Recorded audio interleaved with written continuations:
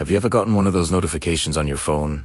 The one that says an AirTag detected near you? You probably just dismissed it, right? Figured it belonged to someone in the next car over, or maybe a neighbor. That's exactly what Sarah thought at first. Just another digital glitch in our overly connected world.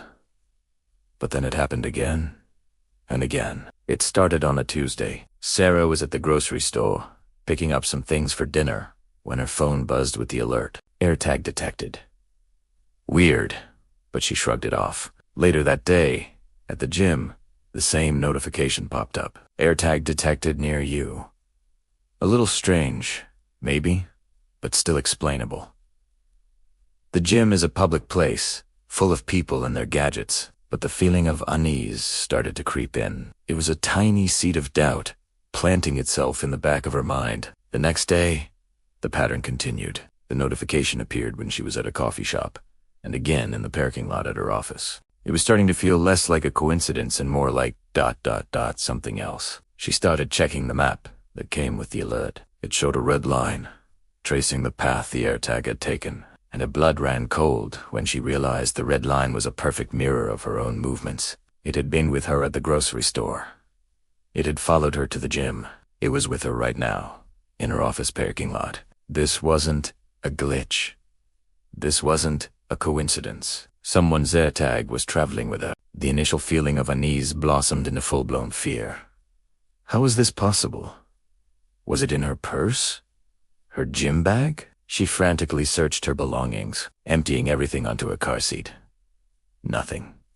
She checked her coat pockets, the compartments in her car. Still nothing. The feeling of being watched was overwhelming.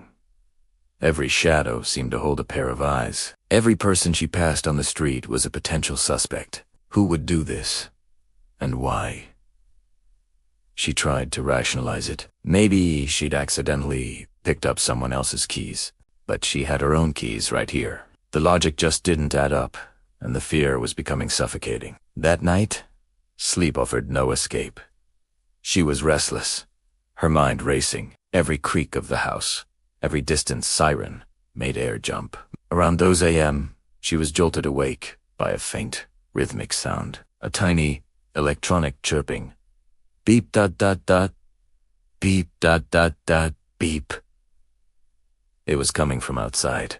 Her heart hammered against her ribs. She crept to her bedroom window, peering down into the darkness at her car parked in the driveway. The sound was definitely coming from that direction. Was someone trying to break into her car? She grabbed her phone, her hand shaking so badly she could barely dial 911.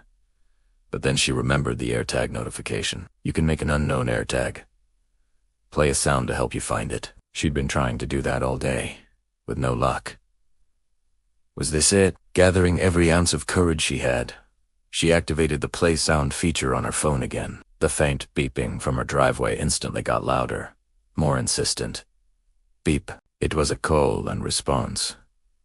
Her phone was talking to the AirTag, and it was answering from right outside her house. The sound was low, coming from underneath her car. She grabbed the heaviest flashlight she could find and slowly, cautiously, opened her front door. The night air was cold, and the silence between the beeps was deafening. She crouched down, her breath catching in her throat, and aimed the flashlight beam under the chassis of her vehicle. And there it was. Tucked away behind the rear tire, caked in dirt and road grime, was a small, white disc. It was attached with what looked like black electrical tape, deliberately hidden from sight. Someone had physically planted a tracking device on her car. Seeing it there, stuck to her car like some kind of parasite, was a violation of a different magnitude. This wasn't a digital ghost. It was a physical object, placed there by a real person with a real, malicious intent. Sie fehlt. Sick. Her car, her private space that took her to work, to see friends, to live her life, had been turned into a tool to monitor her every move. She immediately called the police. When the officers arrived, they took the situation very seriously. They carefully removed the AirTag, placing it in an evidence bag. They confirmed her fears. The device had been actively transmitting her location for days. Every trip to the store, every visit to the gym, every drive home. It was all logged. The police ran the serial number, trying to trace it back to its owner. But the AirTag had been purchased with cash, and wasn't registered to an Apple ID. It was a ghost. A dead end. The person who had been tracking her was, and remains, a complete unknown. The days that followed were a blur of paranoia and fear. Sarah felt like a prisoner in her own life. She changed her routines, took different routes to work, and avoided going to her usual spots. But the feeling of being watched never truly went away. How could it? The person responsible was still out there. They knew where she lived. They knew where she worked. They knew the intimate details of her daily life. Did they know what she looked like? Had they been watching her from a distance, or had they been standing right next to her in the grocery aisle? The questions were a torment, with no answers in sight. The chilling realization was that the invisible net of technology we all live in can be twisted and used against us in the most terrifying ways. A tiny, seemingly harmless device, designed to help you find your lost keys, had been turned into a weapon for silent, anonymous stalking. This story isn't just a scary tale. It's a stark warning. We carry these powerful devices in our pockets every day, often without a second thought about their potential for misuse. Sarah's experience is a terrifying reminder that our digital footprint is not just online. It can follow us into the real world.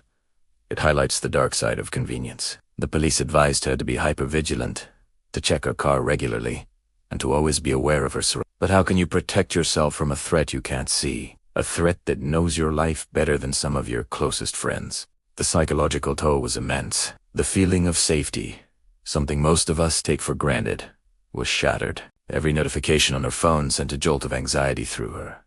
Was it happening again? So, what can we learn from this? First, don't ignore those AirTag detected notifications.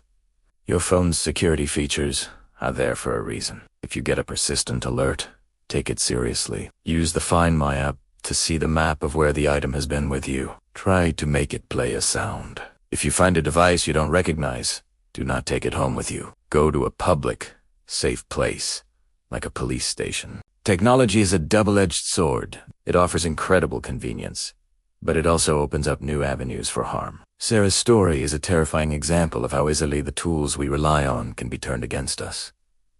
She was lucky she found the device, but the thought that kept her up at night, the thought that should scare all of us, is this: who put it there, and what were they planning to do? We may never know. The experience changed her forever. The world no longer feels as safe as it once did. It's a sad reality that we have to be on guard, not just against physical threats, but digital ones that can cross over into our physical lives without warning. Please, be aware of your surroundings, both digital and physical. Check your vehicle for anything suspicious. Trust your gut. If something feels wrong, it probably is. Share this story with your friends and family. The more people who are aware of these dangers, the better we can protect ourselves and each other. The person who did this to Sarah was never caught. They could be anyone. They could be anywhere. It's a chilling thought, and a powerful reminder to stay vigilant in this modern world. Thanks for watching. Stay safe out there, and don't forget to subscribe for more stories that matter.